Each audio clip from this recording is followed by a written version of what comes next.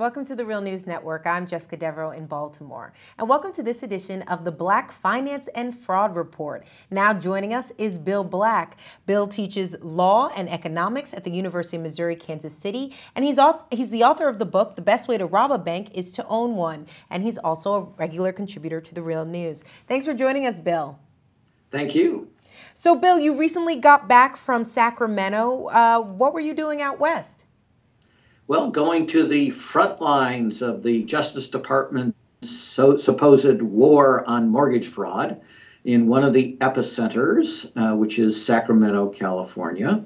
And just a bit of background, this happens to be the place where the U.S. Attorney, Benjamin Wagner, is the most senior prosecutor in the entire National Mortgage Fraud Task Force by the Justice Department. And he's the one famously that said it didn't make any sense to him that there could be such a thing as accounting control fraud because they would never steal from themselves. Okay, and he apparently thinks that the banks and the bankers are the same thing, but it's all very confused. And I wrote to him, but he corresponded. And so his office has led the nation in bringing mortgage fraud prosecutions against some very small-time folks and in not investigating and prosecuting a single elite bank or bankers.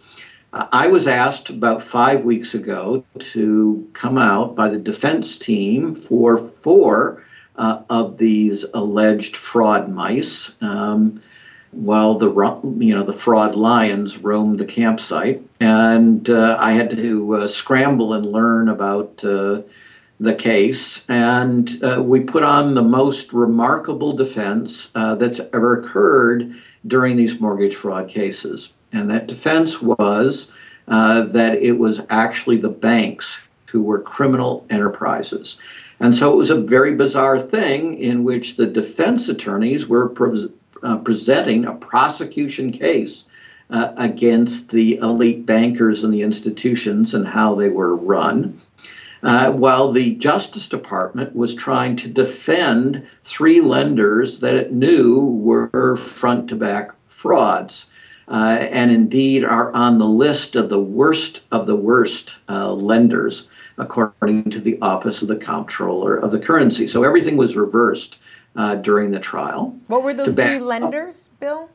Well, the three lenders that I was talking about primarily, there was a fourth, which is a subsidiary of Wachovia, but the ones I spend most of my time testifying about were Greenpoint and Aegis and Own It. And probably almost nobody in the listening audience has ever heard of any of them, but two of the ones I listed were at various time periods that among the top 20 makers of liar's loans in the country. And I think you'll be able to add to your website soon what became our method of explaining this to the jury, which of course not financial experts.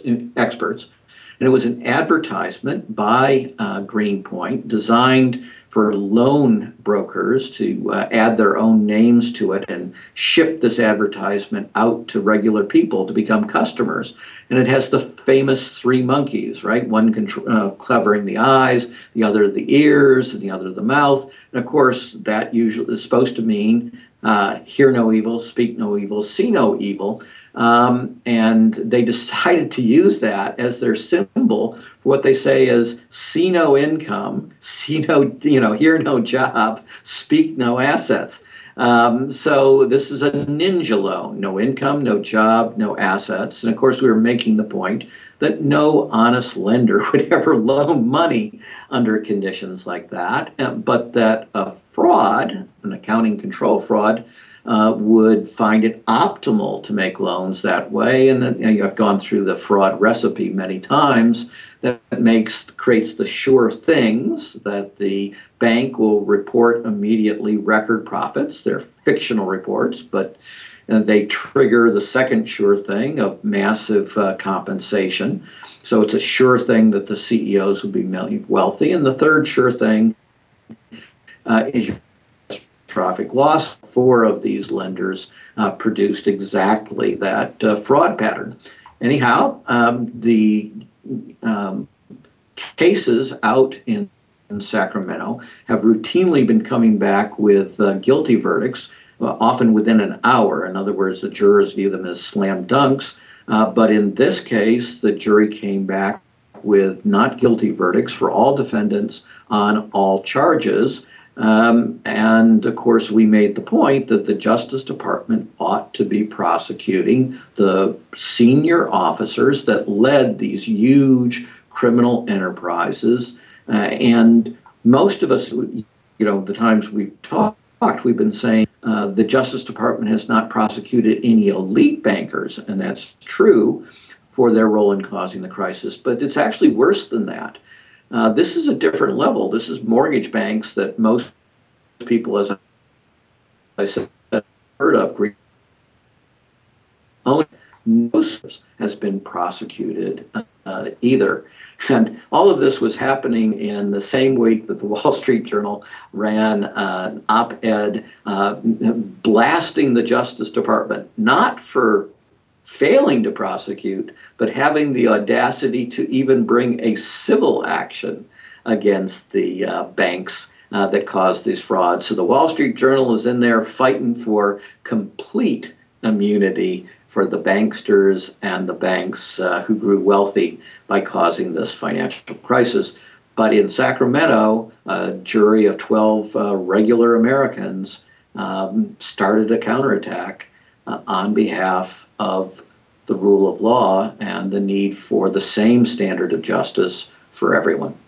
Well, Bill, congratulations on winning your case, and we'll certainly keep track of all of these other developments. Thank you so much for being with us. One trivial addition, I did all of this without charge.